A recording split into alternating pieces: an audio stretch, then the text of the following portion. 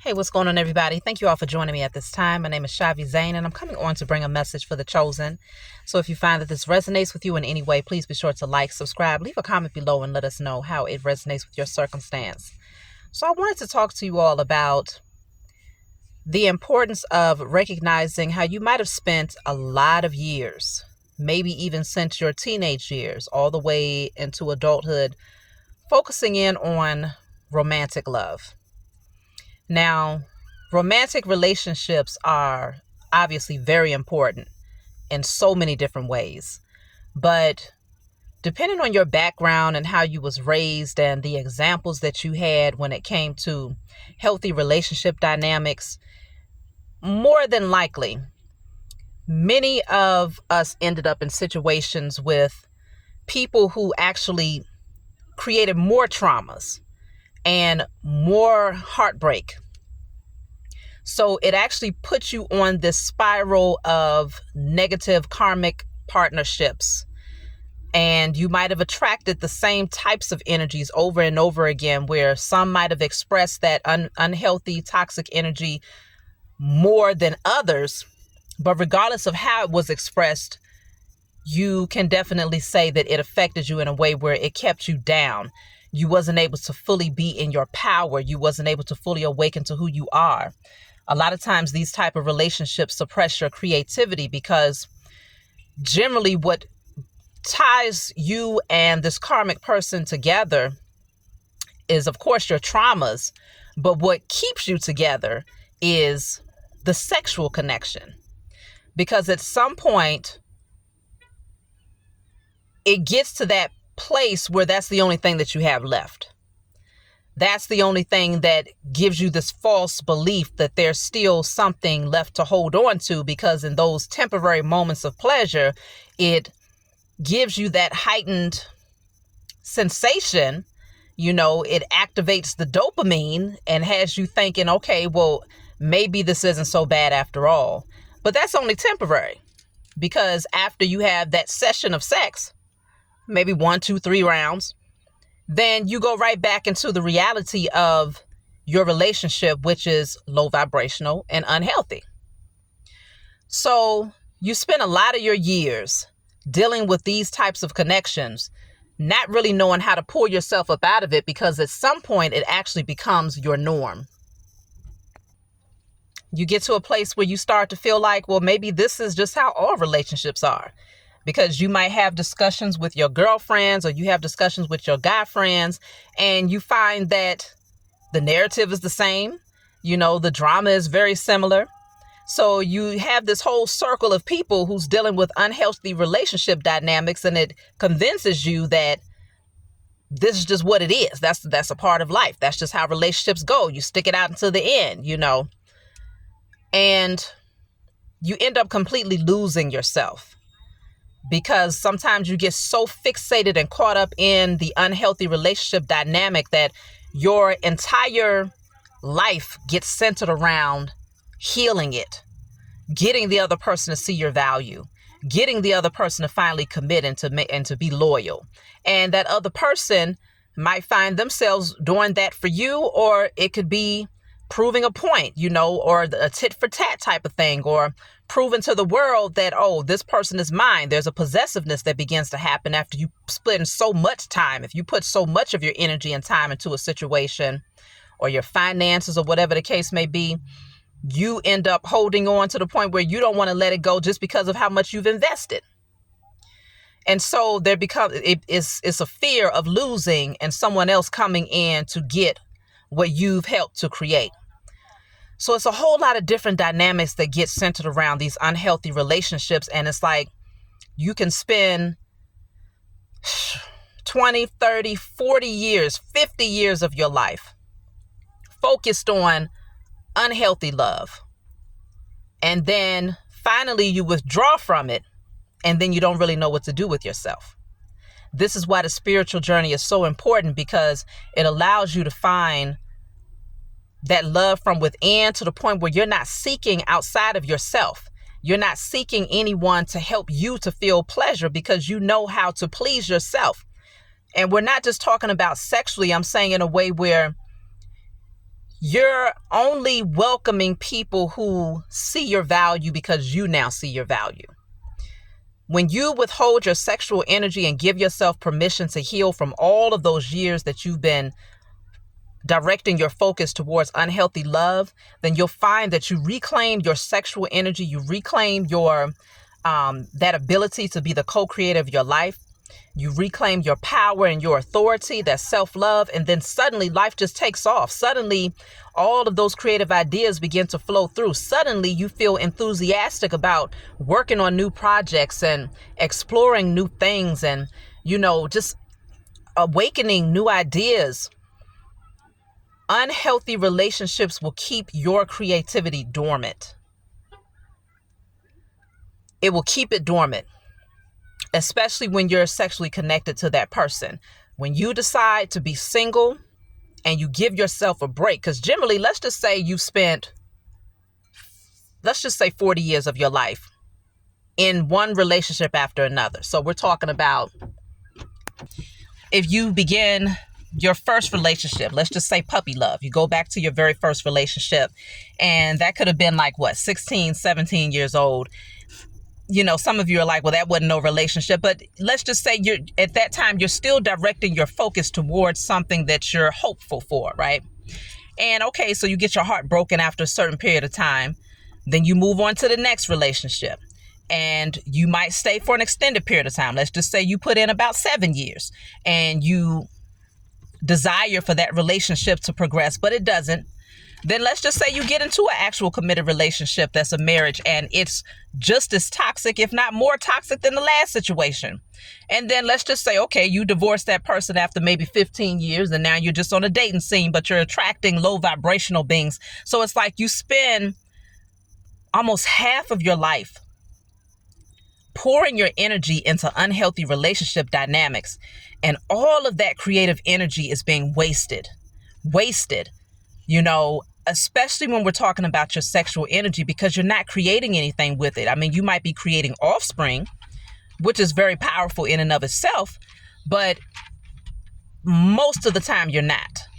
Most of the time, children are not coming from your sexual encounters. And so with that being said, if you're not connecting to someone who is healed, who is awakened, who is self-aware, who has a vision, and you're only connecting to low vibrational beings that's just siphoning your energy. You're siphoning theirs, they're siphoning yours. There's no real exchange of positive energy through that sexual interaction. There's a lot of bitterness, unforgiveness, deception, lack of loyalty. It's all of these unhealthy dynamics. Then that's a whole lot of energy that's been wasted that you could have been pouring into your vision. When you practice celibacy, when you become single and you practice celibacy, you will be amazed at how many things you are able to create with that powerful sexual energy that's no longer being wasted. You're now taking that energy and directing it towards your vision. It's a lot of powerful things that get created through celibacy, through semen retention, and doing these various practices where you're not wasting that high vibrational sexual energy. So really consider giving yourself a very necessary break from romance. Some of you have already been doing it. A lot of the chosen have been, actually, I could say most of the people that I do readings for, and I've done a lot of readings, most of the people are already practicing celibacy.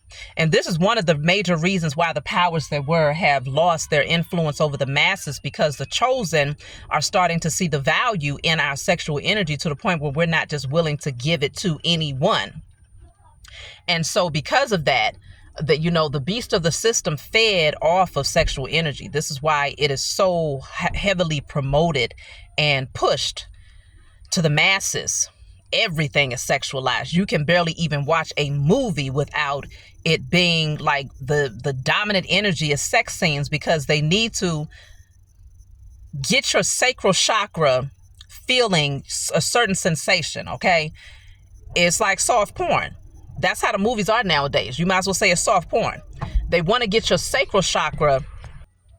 So objective is to get your sacral chakra to get that fire burning in the sacral chakra, which is around the genitals when you watch a lot of these movies. Even when it comes to some of the music, a lot of the music, actually, damn shit, commercials. You can barely watch anything without the powers that were using sexual energy to draw you in. And so it can blind you. It can create illusions for you where you don't even realize that something is unhealthy because in a temporary moment, it feels good. And so it's hard to decipher between what's good and what's bad when in that very moment, it feels pleasurable. But what comes from that after you get done indulging in that type of energy, especially when it's low vibrational, is shame and guilt. Shame and guilt is at the bottom of the vibrational scale when it comes to low vibrational energy next to fear and hate. And so you can't create in that energy. You can't manifest in that energy. You can't awaken your spiritual gifts or even have the passion and the zeal to pursue your creative ideas and actually follow through and bring them into fruition in the energy of shame and guilt. And the powers that were, they're very well aware of that. And so they use your sexual energy. Instead, they siphon that sexual energy and use it to feed the beast of their system.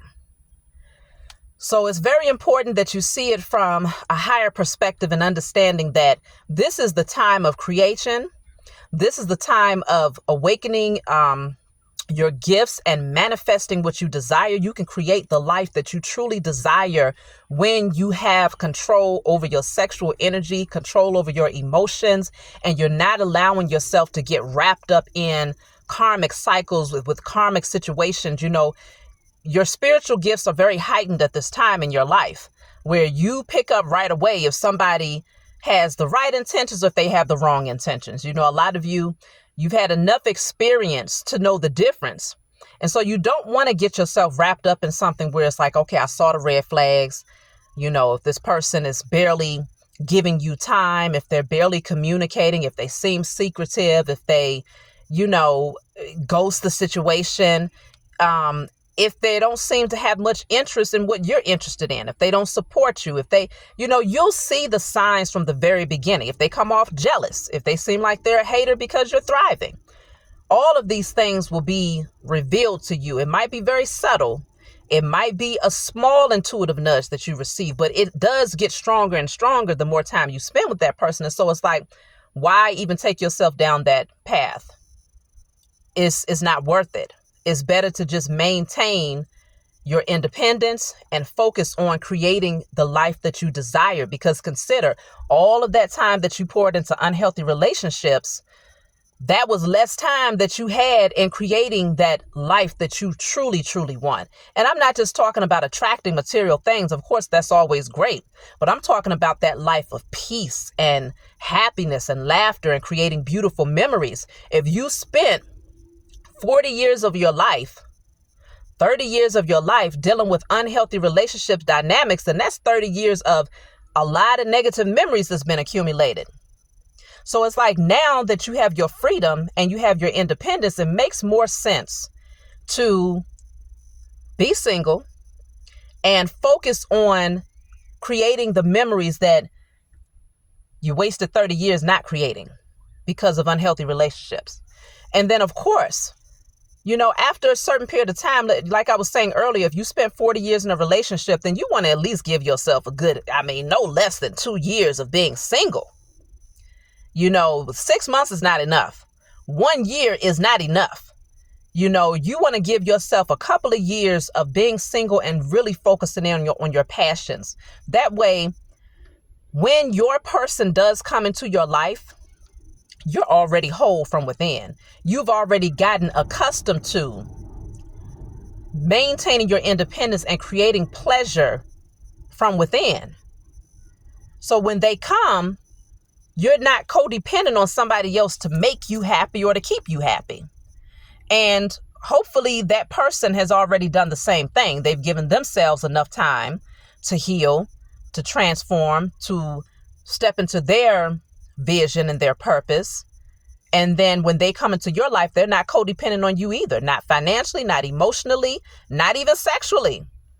You know, when you practice celibacy, you'll find that your interactions with your true partner, when it comes to when it comes to your sexual energy, you express it far differently. You value it a lot more. And when you participate in the sexual act with each other, it's more intentional. It's less about just getting a climax and rolling over. It's intentional to the point where you're manifesting, you're creating, you're healing each other.